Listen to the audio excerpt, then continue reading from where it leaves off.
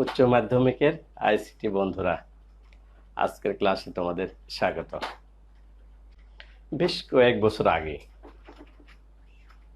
আমি একটা দোকানে আড্ডা দিতাম। সেই দিনও আড্ডায় গেছি। রাত 8টা, সাড়ে 8টার দিকে হঠাৎ আমার ফোনে রিং বেজে উঠলো। তো আমি ফোনটা রিসিভ করলাম। আমাকে জিজ্ঞেস করলেন, এই ফোন নাম্বারটা কি বিকাশের? তো আমি বললাম, আমার এই ফোন নাম্বার বিকাশের কিনা এটা তো আমি আপনাকে বলবো না। কেন বলবো বলুন তো? তো উনি বললেন, আমি বিকাশের অফিস থেকে বলছি, 6 ঘন্টা পর আপনার এই ফোনটি বন্ধ হয়ে যাবে। তা আমি বললাম, কেন বন্ধ হয়ে যাবে? উনি বললেন, আপনার এই বিকাশ ফোন নাম্বারটি হালনাগাদ করতে হবে। তো আমি একটু ঘাবড়িয়েও গেলাম। তো হালনাগাদ করতে হবে, কেমন হালনাগাদ করতে হবে? তো উনি বললেন, আপনি যেসব তথ্য দিয়ে আপনি মোবাইলের সিমটা কিনেছিলেন সে সকল তথ্য দিতে হবে। তো আমি বললাম, এরকম তো হওয়ার কথা না। আমি আর বিকাশ তো আমার তো সচরাচর আমি চালুই আছি, আমি বিকাশ দেইনি। হালনাগাদ তো করার তো আমি ব্যাপারটা বুঝলাম না। বলছে, ঠিক আছে, আপনি করলে করবেন, না করলে আপনি 6 ঘন্টা পর আপনার মোবাইল কিন্তু বন্ধ হয়ে যাবে। এটা আমাদের সরকারি নির্দেশনা, আপনি করলে করেন, না করলে না করেন। আমি ঘাবড়িয়ে গেলাম।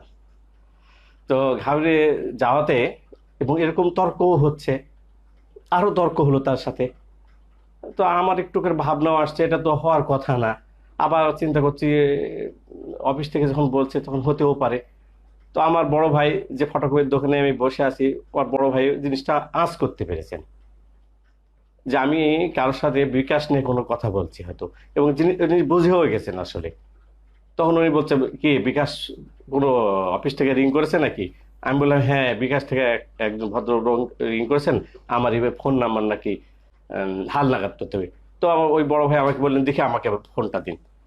ওই ওই প্রান্ত থেকে সম্ভবত উনি শব্দটা শুনতে পেয়ে উনি সাথে সাথে কিন্তু মোবাইল ফোনটা কেটে দিয়েছেন, এবং আহ, তার ওই নাম্বারটাও বন্ধ করে দিয়েছেন।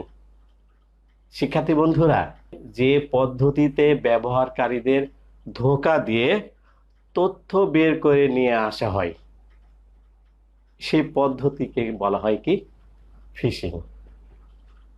ইন্টারনেটে প্রতারণার মাধ্যমে কারো কাছ থেকে ব্যক্তিগত তথ্য, যেমন